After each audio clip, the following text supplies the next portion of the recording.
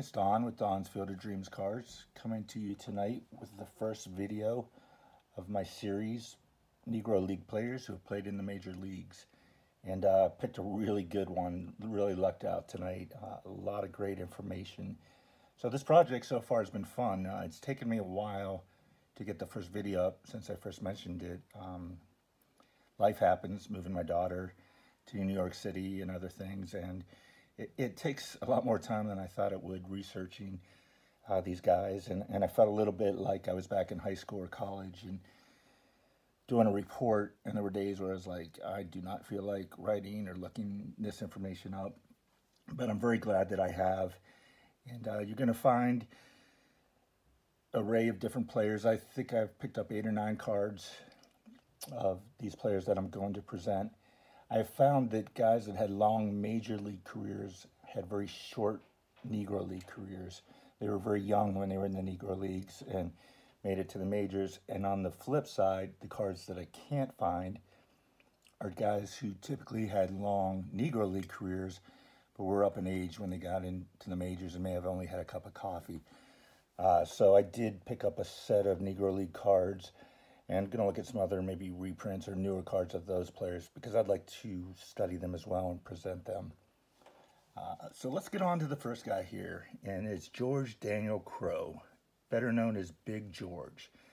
And George was born March 22nd, 1921 in Wheatland, Indiana, and he passed away on January 18th, 2011 in Rancho Cordova, California. His first game in the major leagues was April 16th, 1952. He came up as a pinch hitter. And his final game was April 30th, 1961. And he also came up as a pinch hitter. Kind of unique. Did the same thing in the first and last game.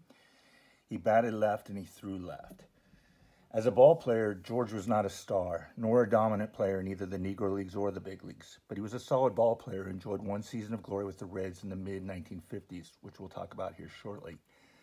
And as an amateur, he was actually a better performer at basketball. In fact, he was such a standout that he was named the very first Mr. Basketball in Indiana State history. So as we said, George was born in Wheatland, Indiana. He was the 5th of 10 children, and they grew up on a farm about 20 miles south of Indianapolis. And their father passed away when George was pretty young, so they had to work out and help in the fields. It doesn't give a whole lot of detail about what he did there or anything else in the area. So he went to Franklin High School, and the school had no football or baseball team.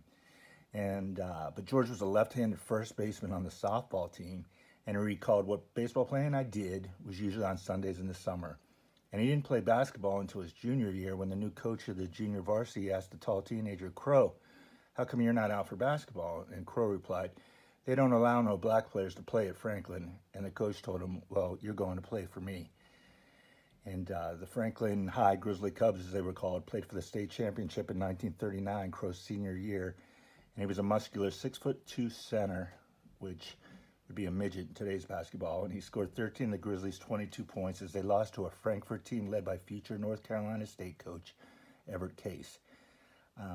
Did not look him up or do any research on him, so I don't know anything about Everett Case.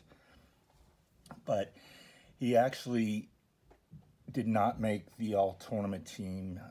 One of the writers wrote that 5 or 6 writers who had a problem with his skin color didn't feel like he should have made the all-tournament team, although he did, as I stated, get voted as Indiana's very first Mr. Basketball. So after high school, he went on to Indiana Central College, an integrated school in Indianapolis, which is now called the University of Indianapolis.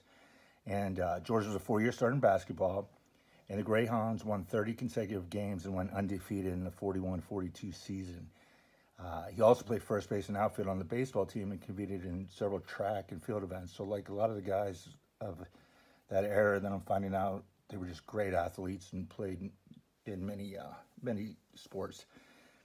And there was no football team, so he helped organize an intramural touch football league. And then in the 43 season was canceled because of the war. The campus newspaper, the Refractor, laminated, "Gone is a spectacular, spine-tingling sight of George Crowe and company circling the bases at breakneck speed or pulling down long fives." So during his senior year, he enlisted in the U.S. Army Reserves, and he reported for active duty after he graduated from college in 1943. And he spent more than a year in Asia as a lieutenant in the 373rd Quartermaster Truck Company, and the unit hauled supplies from India to China through mountain snows and stifling tropical jungles along the Lido and Burma roads. And then each trip took about 28 days, he said, from Burma to Kunming, I believe it's pronounced. But he said to go back to do it again, it only took him 3 hours to fly home. So since George had gone straight from college to the Army, he had no civilian job waiting for him when he came home. And so he went to California with one of his brothers and began taking classes at Compton Junior College. But he quit when he saw he had a chance to become a professional athlete. And he tried out for the Los Angeles Red Devils, which was a touring basketball team, and made the squad. And the forward opposite of him was Jackie Robinson, who was, I assume probably just finishing up at UCLA and was in the LA area, also another great athlete. Excuse me. And it says Jackie had just finished his first year in white baseball at Montreal. First time I had ever heard the major leagues called that. So when the Devils went broke after a few months of the team he was on, he joined a team called the New York Rens, a storied black basketball powerhouse since the 1920s. And the team was originally known as the Harlem Renaissance Five because they played at the Renaissance Ballroom in Harlem. And he said the Harlem Globetrotters got the publicity, but the Rens had the team. And the Rens traveled all over the country in a bus called the Blue Goose, and sometimes playing twice a night. And it said that they played over 100 games a year. And his first season, they became the first all-black team to appear in New York's Madison Square Garden, and he scored 19 points in that game. And then in 1949, they played for the championship of what was called the World's Professional Basketball Tournament in Chicago against the Minneapolis Lakers, who are now known as the Los Angeles Lakers, obviously. And the tournament was actually the pinnacle of George's pro basketball career. The NBA was just getting started, and when the Rens, Sweetwater Clifton, I love that name, Sweetwater, picked up 3 fouls, the 6'2" Crowe had to guard the Lakers' 6'10" George Mikan, who's very famous in the Hall of Fame, the most dominant player of his time. Mikan scored 40 points, but one newspaper account said that Crowe did a better job on Clifton, and the Lakers ended up coming from behind to win 75-71. So Crowe always maintained that basketball was his best sport, and he enjoyed it more than baseball because there was more action. But professional basketball back then, they were on shaky financial grounds. And in the 40s, the Rens were Crowe's entrance into baseball. Their business manager arranged for him to try out with the New York Black Yankees baseball team after the basketball season that year of 1947. And the Black Yankees played in they played their Negro National League games at Yankee Stadium. And partial statistics that I found on SABR, which is Society of American Baseball Research, showed that he hit .305 with a .376 slugging percentage and 141 at-bats in 1947. And a news story said that he hit .338 the next year, but no further details are available. In September of '48, he played in the All-Star Dream Game against the Negro American League in Yankee Stadium. And out of the 48 players identified either by the Chicago Tribune or ultimately appearing in the box score for the All-Star Game, 15 eventually played in the major leagues. And some of George's teammates included Junior Gilliam, Minnie Minoso, Buck Leonard, and Monty Irvin. And looking at the stats, he went 2 for 4 in that All-Star game. And for the New York Black Yankees, he only played 26 games and 2 games for the Philadelphia Stars. 42 games and 2 games. So not a long Negro League career. As I said, most of the younger guys were just at the age where they could go into the major leagues. So this woman here, Effa Manley, was the owner of the Negro League Newark Eagles. And she's actually a white woman who was raised by a black stepfather and black siblings. And I'm not going to read the whole back here, but the one part says that she served as Branch Rickey's nemesis, opposing the raids on Negro League's towns without just compensation for owners. So she recommended George to the Boston Braves, who were the defending National League champions, and they signed him after a spring tryout. And it's been reported that he was the first black player in the Braves organization, but another Negro leaguer, Weldon Williams, may have signed earlier in the spring, so there's not clear definition on which one was first. So Crowe was 28 years old when he broke into organized baseball, but he told the Braves he was 26. His birth date was listed as 1923 throughout his career, and for the next 3 years he overpowered minor league competition. In his first week with the Pawtucket in the Class B New England League in 1949, he had home runs in 2 consecutive games, finished the season batting .354 with 12 homers. Then he moved up to Single A Hartford in 1950, and he won the Eastern League Batting Championship, hitting .353 with 43 doubles and 24 homers, and he was named their MVP. And then during the winter, he won his second batting title of the year with a .375 average, so he could hit in minor leagues, that's for sure. For pennant winning, I'm not sure if I'm pronouncing this right, Coccuas in the Puerto Rican League.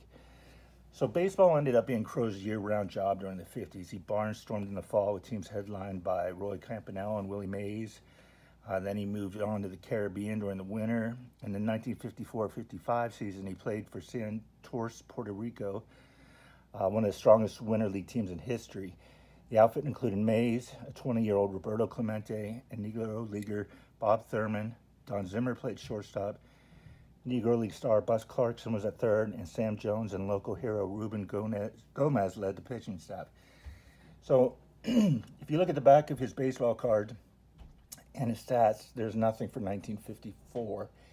And not sure if he spent the whole time in Puerto Rico and didn't play in the major leagues that year.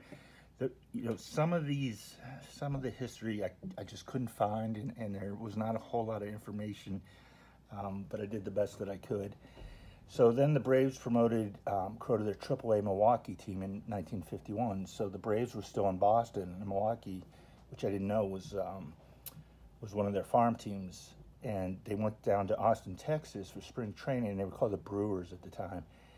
But local law prohibited blacks and whites from playing on the same field. So the Braves instead brought Crowe to their major league camp in Bradenton, Florida. His third minor league season had spectacular results. His batting average was .339, on base percentage .429, slugging percentage .567, while leading the league in hits, doubles, total bases, and RBIs. He was also a unanimous choice for the American Association All-Star Team. He was named the league's outstanding rookie. So the 31-year-old rookie, who was 29 as far as the team knew, made the Braves roster in 1952. And he backed up Earl Torgenson and Joe Adcock. And he played 3 seasons with the Braves, both in Boston and after they moved to Milwaukee. And again, 52 through 53 and 55. So I'm not sure, like I said, what happened to that 54 year, unless it was spent in Puerto Rico the whole time. The Braves gave Crowe his first chance to play regular in 1955 when the Giants' Jim Hearns broke Adcock's arm with a pitch. And Crowe played every game after that, batting .281 with 15 homers and 354 plate appearances.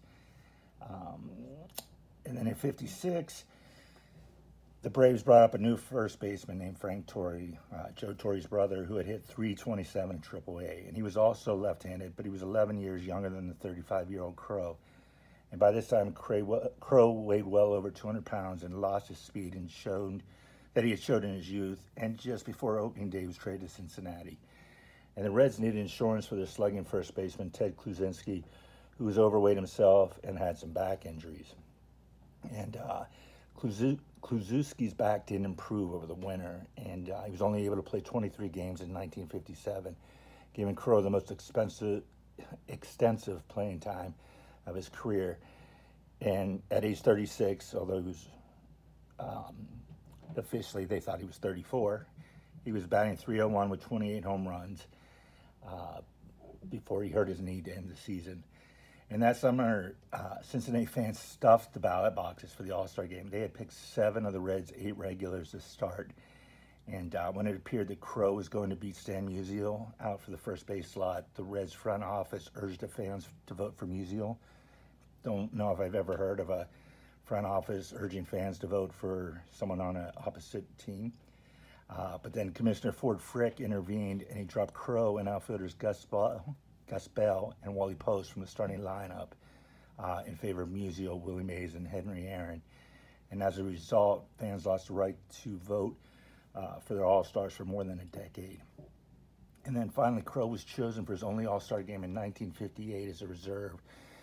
He did not play in Baltimore, and his batting average steadily dropped and his power had disappeared. And in October, Cincinnati traded him to St. Louis in a 6-player swap, and none of the players were well-known players in the trade. And the Cardinals have been latecomers to racial integration. Their first black first baseman, Tom Alston, did not arrive until 7 years after Jackie Robinson. By 1959, St. Louis had Bill White playing regularly, a young Curt Flood serving as White's late inning caddy in the outfield, Marshall Bridges, who I'm not familiar with him, and rookie Bob Gibson on their pitching staff. And Gibson said, wherever we went, Crowe was the acknowledged leader of the African-American players, and most of them much younger than him, like Vada Pinson, a rookie with Cincinnati in 58, said, Crowe took me right under his wing. He came up to me and said, if there are any problems, you come to me. I'm your father, your big daddy up here.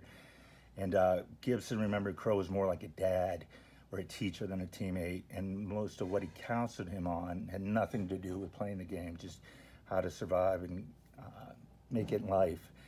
And Crowe was known to say, you know, if I knew a kid was coming up with a team, I'd say, look, to one of the other black players, look out for this kid, show him the places to eat, don't let him stand in the hotel alone, take him to movies, find out what he likes to do away from sports.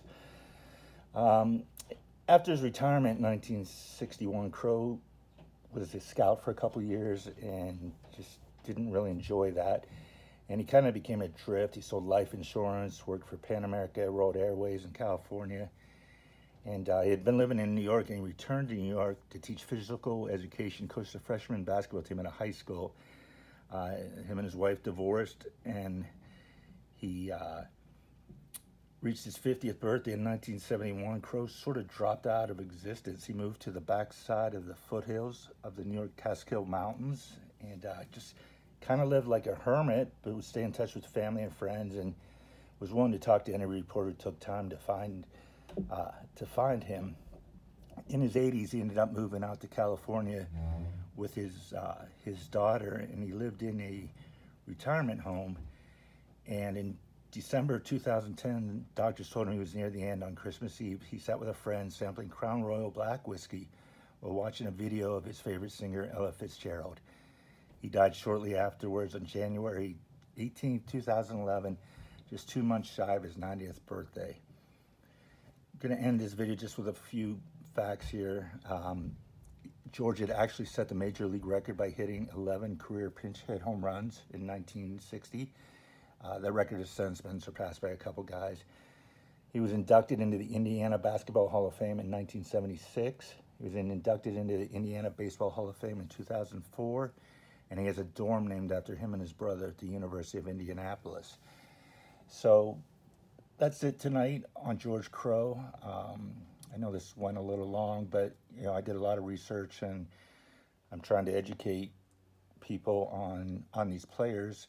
You know, this was literally a guy that I saw on a list, bought his card on eBay for 10 or 14 bucks and was like, I have no idea who this guy is. And I'm so glad I've started this project and I've learned so much about him. So I hope you guys are enjoying this as well. Leave in the comments anything you know of that I've forgotten or maybe you don't agree with or maybe I got wrong. Again, as always, thanks for watching and we'll talk to you guys soon.